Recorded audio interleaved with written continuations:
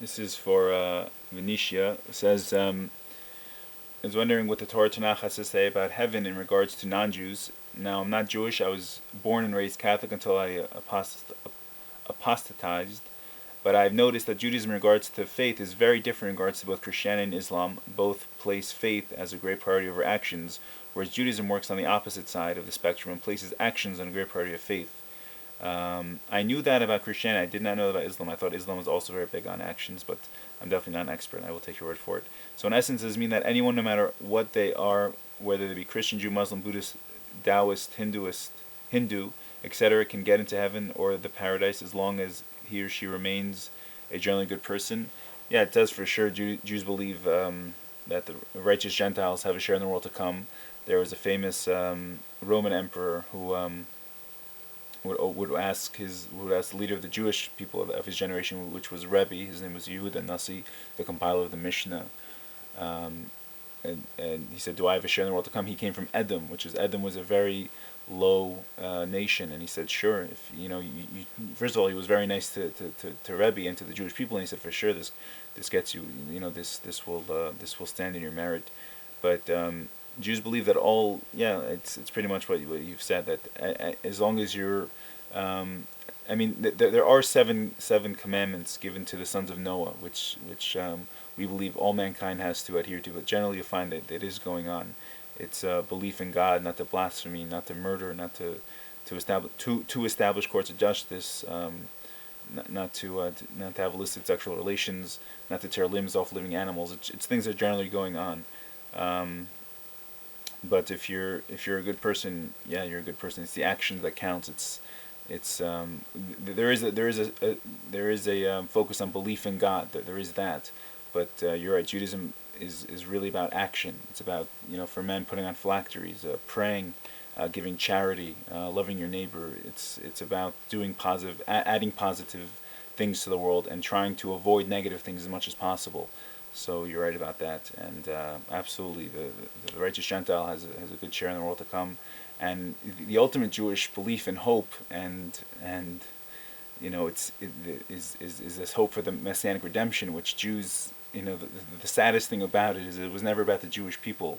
I mean, we're like probably one of the smallest nations, numbering 14 million out of 6.3 billion. It's really a global redemption where we don't have war and we don't have economic disparity, and we're living in unity and in harmony.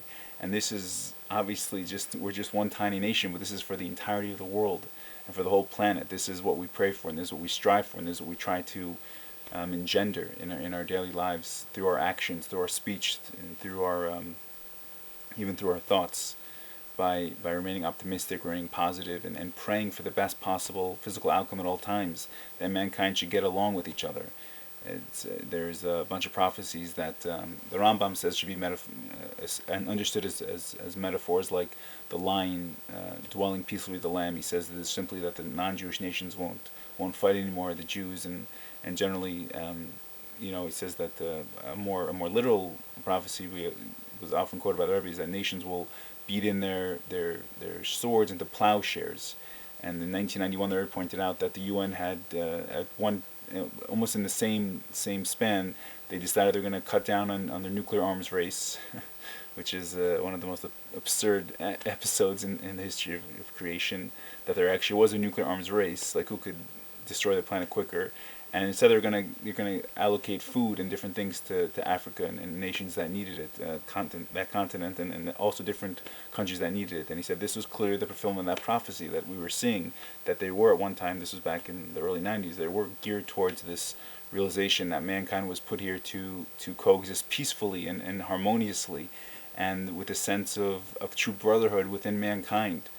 And this has been the Jewish hope since since the dawn of time, since Abraham realized that there was one God and we're all subservient to Him, eventually, and he passed it on to Isaac and Jacob. And this is why, with all due respect, that the Jews weren't really moved when someone came and claimed to be the Messiah, because for them that would mean globally there would be world peace, and globally there wouldn't be anyone lacking. Every man under his fig tree, every man under his vine. Everyone would realize this, and if it was only one little sect of people who thought the Messiah had come, what good was it for the rest of humanity?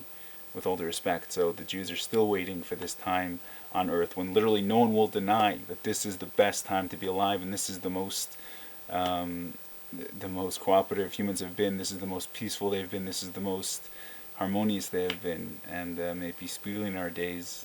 All the tools are in place, and it's simply a matter of time. And for sure, the non-Jews will be there with us, enjoying this time of cooperation between mankind.